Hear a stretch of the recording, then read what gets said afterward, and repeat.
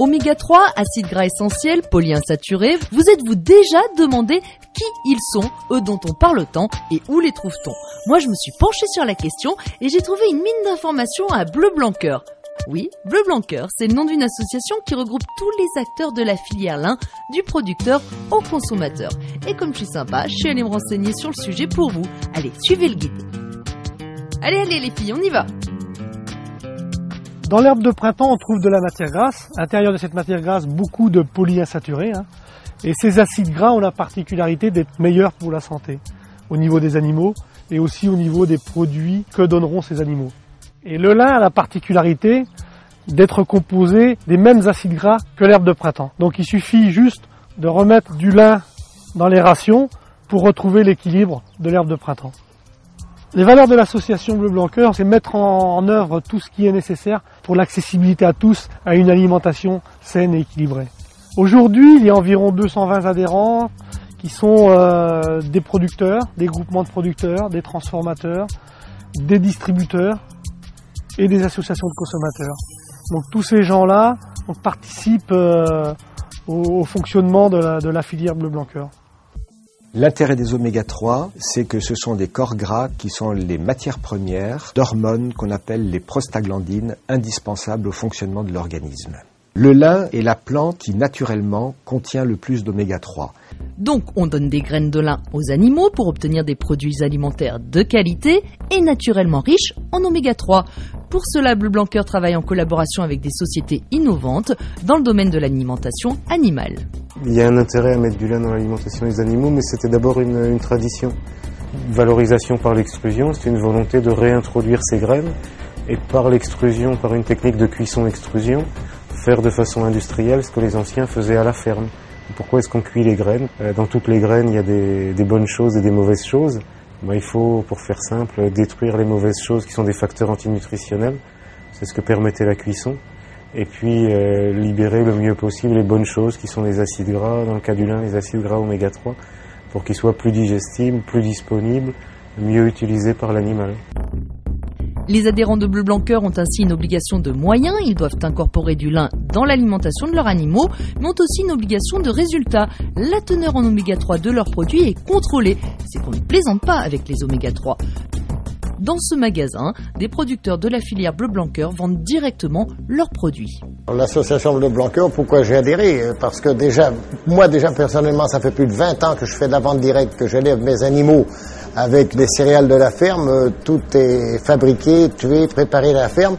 Donc, il y a longtemps que j'avais entendu parler du lin, mais je voulais me garantir derrière un logo, derrière une reconnaissance nationale. Pour moi, c'était très, très, très important. Bleu Blanc Cœur fait pour nous la communication, ça nous aide énormément. Et c'est pas seul qu'on arrivera. Et donc, c'est avec des chercheurs tout autour, des professeurs, et c'est ça qui est intéressant, parce qu'on n'est pas seul, et le consommateur le saura un jour. On s'aperçoit qu'il y a quand même un comité scientifique, donc nous avons obligation de résultat. Et c'est quelque chose qui est certainement très très rassurant. Et en plus, le lin est bénéfique pour les animaux. Tout de suite, on a eu une diminution des taux de mortalité relativement importante parce que pendant les 4 dernières années, on est au-dessous des 3,5%, alors que la moyenne bretonne, je pense, touche encore à peu près les 8%. Donc ça, c'est quelque chose d'important. Et qui veut dire mortalité diminuée, veut dire aussi état sanitaire supérieur et par voie de conséquence, l'utilisation moindre d'antibiotiques. Et ça, c'est vraiment quelque chose d'extrêmement gagnant pour le producteur, mais aussi pour le consommateur qui, je crois, est sensible à ce genre de choses. La filière Bleu Blanc Cœur est donc composée de produits animaux, mais on peut également incorporer des graines de lin à du pain ou des biscuits. Et avec tous ces produits, Bleu Blanc Cœur est présent dans le réseau artisanal, mais aussi dans la grande distribution. On trouve donc une qualité de viande maintenant qui est indéniable. Donc nous on y croit réellement puisque à l'heure actuelle les clients nous attaquent beaucoup sur le gras. Donc nous on est convaincus qu'en alimentant mieux les animaux, on pourra leur offrir un produit qui sera sûrement plus sain, quoi. On a une viande déjà qui a un goût bien particulier. Ils retrouvent même un goût que pour certaines personnes qui sont un peu plus âgées, un goût qu'ils avaient un petit peu plus dans leur enfance. Si Bleu Blanc Cœur peut affirmer que le lin est si bénéfique, c'est parce que de nombreuses études ont été menées sur modèle animal, mais aussi chez l'homme.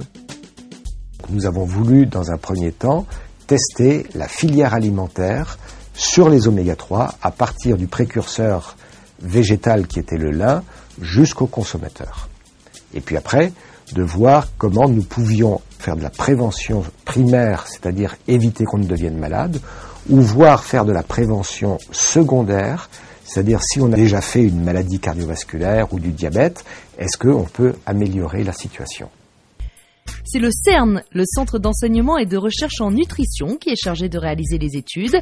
Il est composé d'ingénieurs de recherche, de médecins et de diététiciennes. Donc le recrutement des volontaires s'est fait par voie de presse, c'est par les cabinets médicaux. Et après, entretien téléphonique, prise de sang et prise de mesures anthropométriques. Alors en fait, toutes ces personnes ont dû suivre des recommandations diététiques, donc au niveau de la composition de leur menu, au niveau de la taille des portions, des aliments à consommer et à ne pas consommer. Donc la moitié à consommer des produits bleu blanc cœur et l'autre moitié à consommer des produits témoins. Pendant la durée d'une étude, des prises de sang et de mesures sont effectuées régulièrement. Chaque volontaire est également suivi par une diététicienne pour s'assurer du respect du protocole et donner des recommandations. Et qui sont ces fameux volontaires ? Je suis en retraite depuis 2 ans et demi. Et ancien marin-pêcheur, je trouvais qu'on mangeait beaucoup. J'avais vu l'annonce dans le journal et je me suis dit pourquoi pas. J'avais un problème de poids en plus, donc c'était une façon pour moi de me prendre en charge un petit peu et puis d'être encadrée. Les résultats sont positifs, donc c'est encourageant.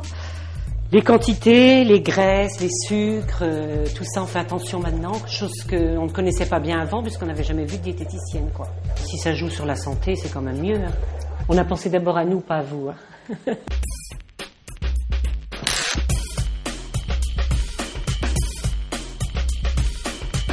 Pendant les protocoles, des colis alimentaires sont préparés chaque semaine pour les volontaires. Ainsi, dans l'étude sur le syndrome métabolique, près de 20 tonnes de nourriture ont été distribuées en 3 mois.